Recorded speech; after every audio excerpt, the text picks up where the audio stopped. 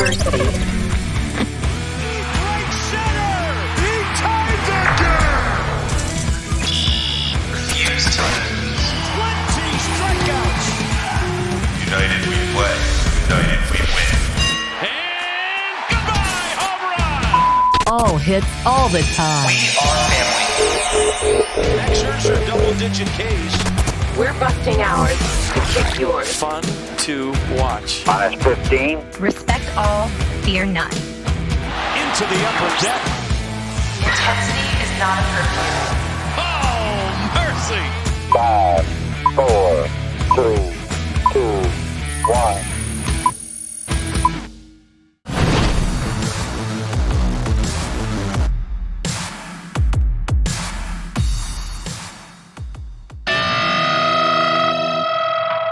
We took this on trying to fix it. In order to do that, we're making changes. We're not just doing the same thing with the same people that have been done here before. In today's competitive game, not even the big boys could compete without a productive talent pipeline. We'll be listening. There are players, and there have been players, and there will continue to be players that interest other teams that we have under control. Wow, did he get fooled on that one? That's 6 strikeouts. They're going to check the market on him as well as they've done the last few years. These guys have been there before. They've built success. They know where they're going. There's an idea behind it. You get to watch the results play out in front of you.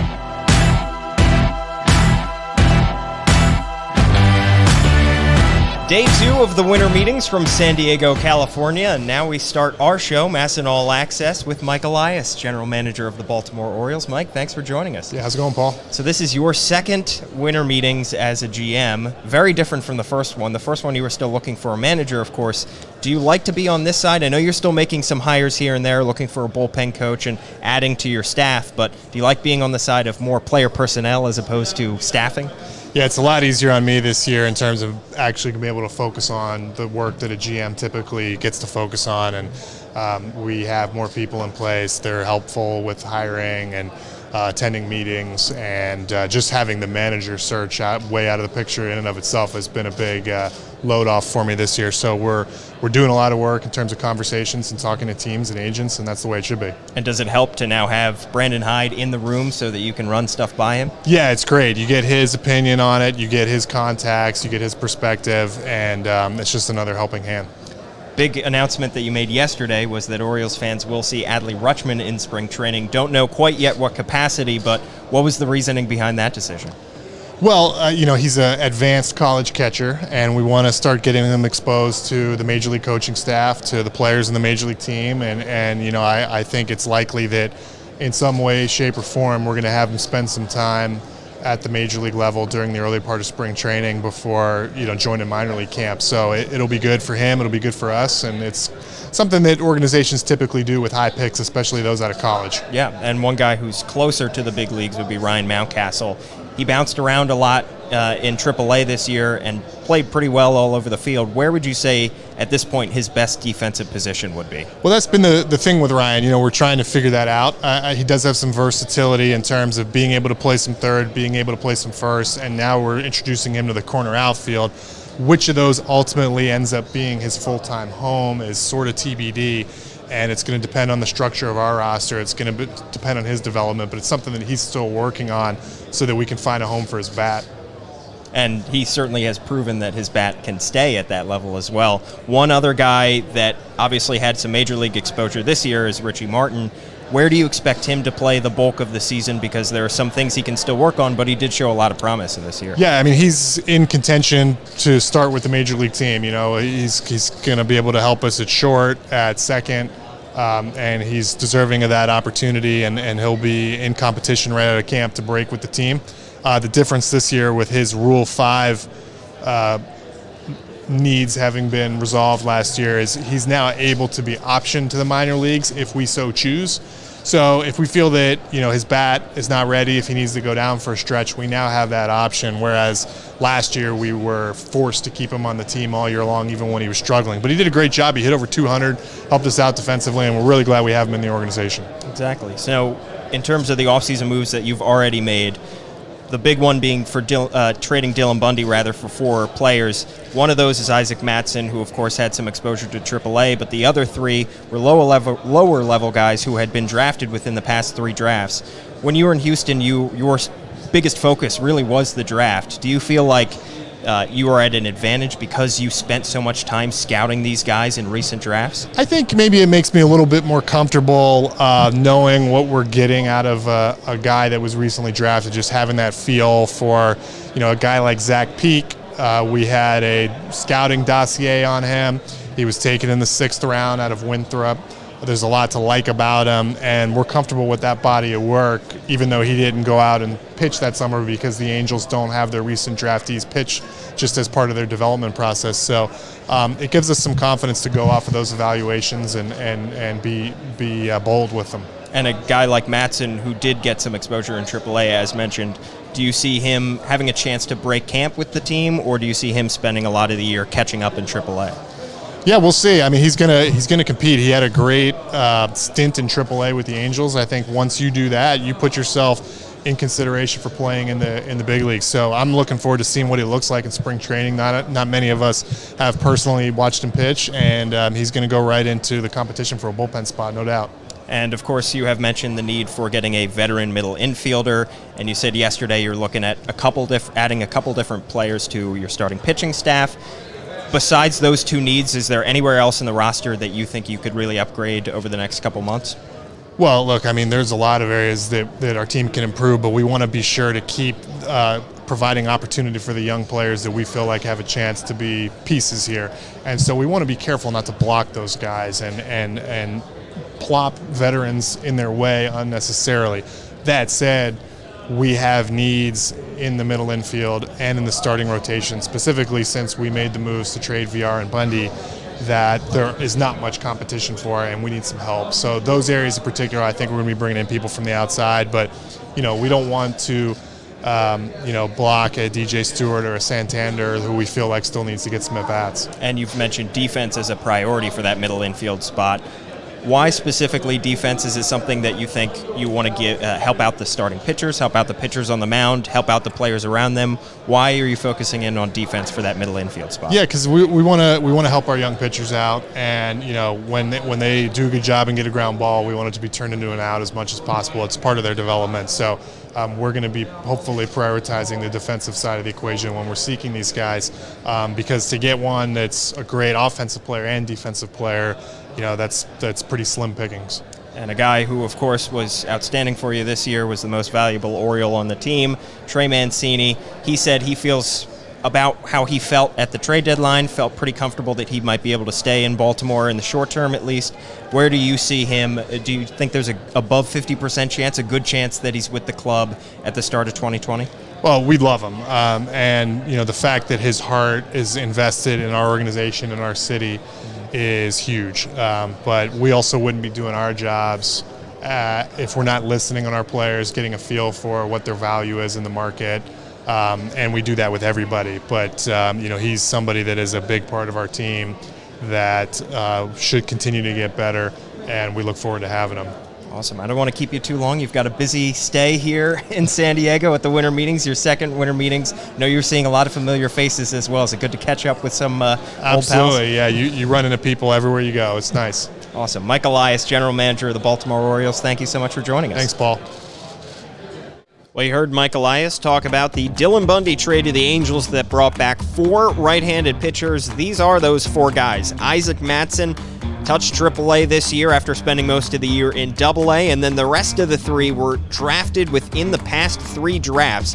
Zach Peak, Kyle Bradish, and Kyle Bernovich. Those 3 guys, recent draft picks, still in the lower levels of the organization, but Isaac Matson, having been in AAA last year, has a chance to make the Orioles' Major League roster and could be a big factor on the team, potentially out of the bullpen this year.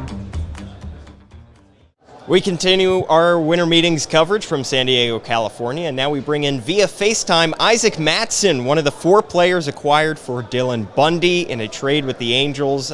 Isaac, thank you so much for joining us. Yeah, thanks for having me. I'm excited to be here. So what was your reaction to the trade being made? You've been in that Angels system for several years. You sent out a message on Instagram that you were grateful for the opportunity, but looking forward to coming to the Orioles. What was your reaction to the trade going down? Right off the bat, it was just kind of mixed emotions, kind of thinking about where I was going, what I was leaving, but definitely mixed emotions to start. And the coming days and the following days, the more I thought about it, the more I just got excited to be a part of something with the Orioles, where, we're kind of in this rebuilding phase. So there's a lot of opportunity. So I'm excited for that. You mentioned that the rebuilding phase. What other stuff do you know about the Orioles organization? Not to put you on the spot too much. You've only been part of it for about a week, but what have you learned so far? First off, that the fans are awesome. When I put that stuff on Instagram and Twitter, I didn't believe that the amount of response that I get would be that much. But it was awesome to kind of see that outpouring of love from the fans, which was really cool. But actually, I got to play down in Baltimore 3 summers ago, or I guess 4. It was my freshman year of college, and I got to play down there for Larry Sheets, a former Oriole. So I know a little bit about the Orioles. I know they play at Camden Yards. I know they're in Baltimore, but still a lot to learn. So definitely some opportunities there. Well, you'll have plenty of time. How has your offseason been going so far? You pitched down in the Arizona Fall League, so a little bit of a shortened offseason, but have you had some time to recuperate it all, or are you already looking forward to 2020? Oh, yeah, I definitely took time to recuperate. I come from a really big family, so took about 2 weeks off, and I usually do that just to visit family and catch up and see how things are going. So that was really nice to be back and kind of take that time off. And after that 2 weeks, pretty much mid-November, I ended up getting right back into it. First week was rough, just getting back into working out consistently, but it's been really good, and we're making some really good strides here. For those of us watching who don't know exactly what you bring to the table, how would you describe your pitch arsenal? What kind of pitches do you have available to throw to hitters? So I've got 3 main pitches that I work with, fastball, slider, and then a changeup. It's a little unorthodox, the changeup is, but it gets hitters out, mostly off of just fooling them, throwing them in any count that I can, rather than being the nastiest pitch in the world, just working off my fastball and letting the other pitches do what they do. Nice. And you got your first taste of AAA as well this season. What did you learn about yourself, about what you need to improve upon, and about what you do well at AAA? First off, just the amount of responsibility you have as a AAA player, working with those older guys and getting the opportunity to see how they work. Everybody's got their routine and they stick to it, which is it's really cool to see. So just working on that, tinkering with where I can improve as far as my routine and things that I do day in and day out. And then kind of just consistency as far as strikes and staying in the zone. Once you get to AAA, the umpires are really good. They're really consistent. So it's just filling up the zone and then attacking hitters. Have you been given an idea by Mike Elias in this front office where you're going to start the 2020 season, whether it be in AAA, the majors, AA, wherever? I've not really gotten a whole lot of information on that end. Wherever I start, I hope to make an impact and just contribute to the team the best I can. Awesome. Well, we hope to see you up in Baltimore very soon. Thank you. I look forward to it. Isaac Matson, one of the 4 players coming back in the Dylan Bundy trade from the Angels organization. Isaac, thanks again. Thanks for having me.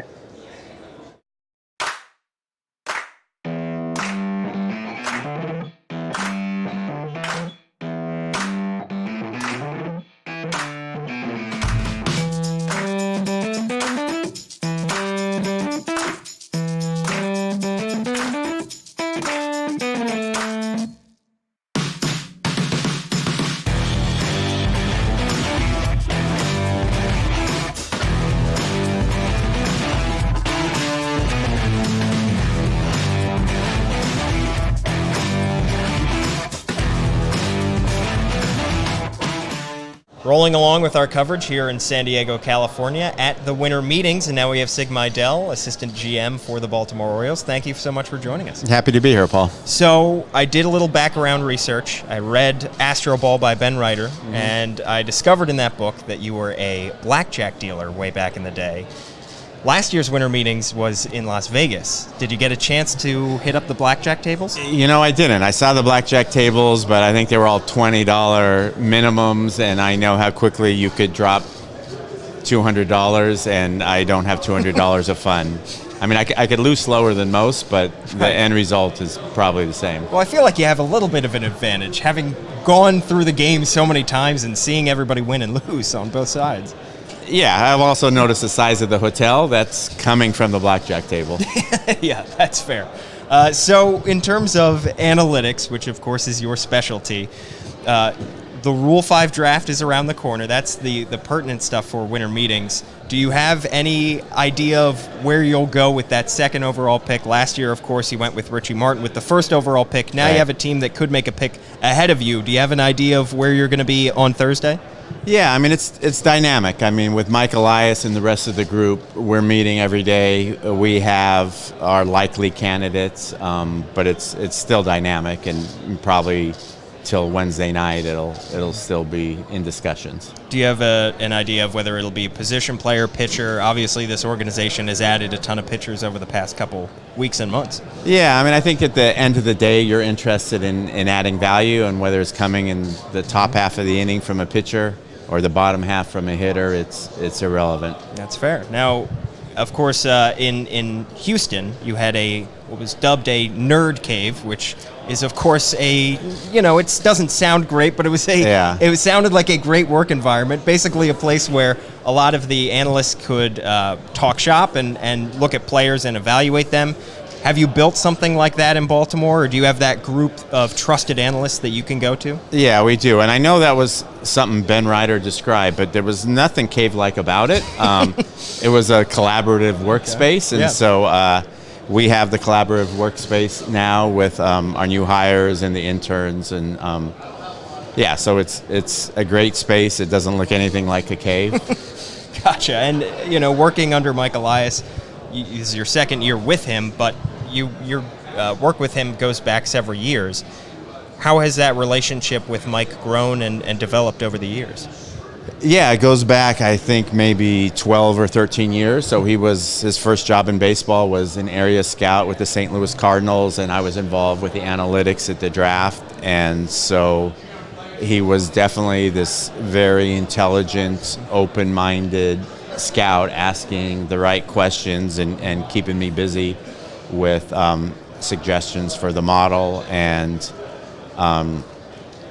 his skill and his mind was apparent back then, and the relationship continued in Houston. And so we both trust each other. We both know each other's strengths and weaknesses, and he's got a confidence in, I think, in my judgment and in the models that has been developed over that 12 or 13 years. And you just touched on it, his scouting background, and you spent some time in uniform when you were with the Astros getting that kind of side of things, the player side of things. Yeah. Now you're more involved in the day-to-day. That might not be possible to go back into uniform and try that again, but what did you learn from that experience?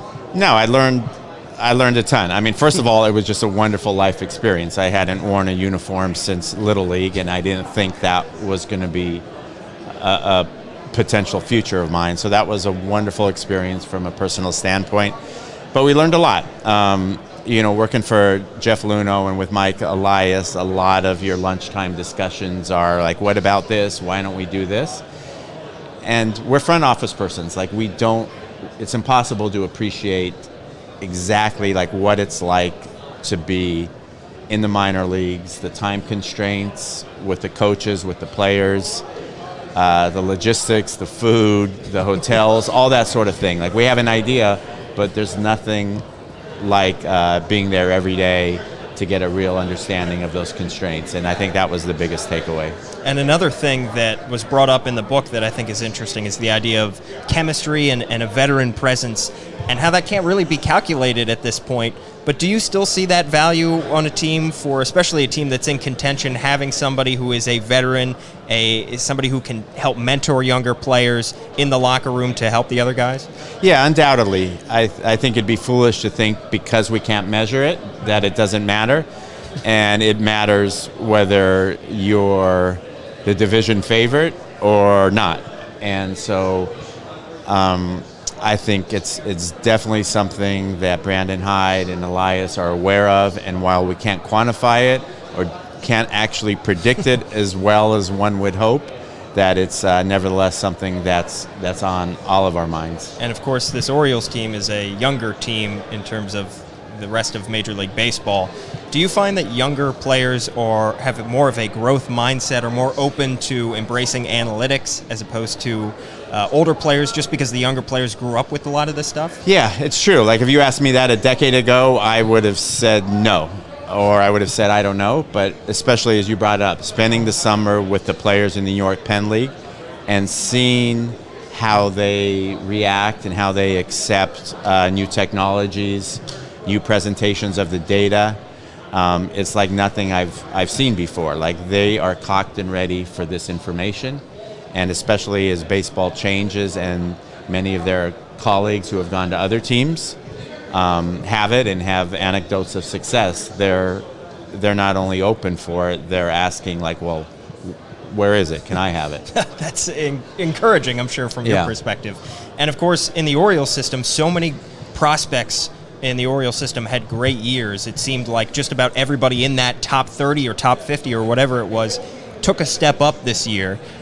Do you attribute a lot of that success to the growth of analytics and the fact that you added so many analytical measures to the Orioles minor league system? Yeah, it's a good question, Paul. I mean, let's hope that continues. And certainly part of it is the analytics and the use of analytics, but all the credit has to go to the coaches and the players, because you could have the best analytics, but if you don't have coaches who are interested in, first, who are believers in it, and then are interested in implementing it, you're going to get nowhere. And if you don't have players that are open to it and willing to put in the work, you'll go nowhere. And so that we did have success and improvements is part analytics, but it's definitely the human beings in our system. Right. Now, the first wave, I guess you could say, of the analytical revolution that you helped bring about when you were with the Astros was the idea of picking up these undervalued players. Certainly an idea that was created, I think, or popularized by Moneyball. Yeah. The second wave, I think you could say, would be developing these players and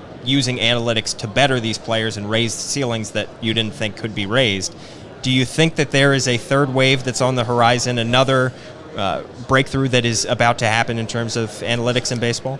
Yeah, there has to be. And I think, like in any industry, as it matures, the inefficiencies are harder to find, they're smaller in magnitude, and they last longer. So I miss the days when I was the fourth analyst in baseball. Well, you know, when the majority of teams were not like players in this world.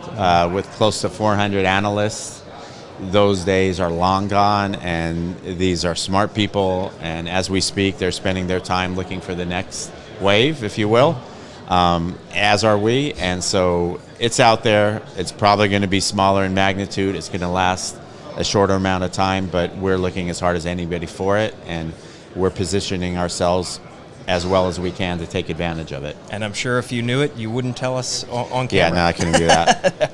But we appreciate you being open and honest about all things with the Baltimore Orioles. So thank you so much, Sig. My pleasure, Paul. Sig Mejdal joining us here at the winter meetings.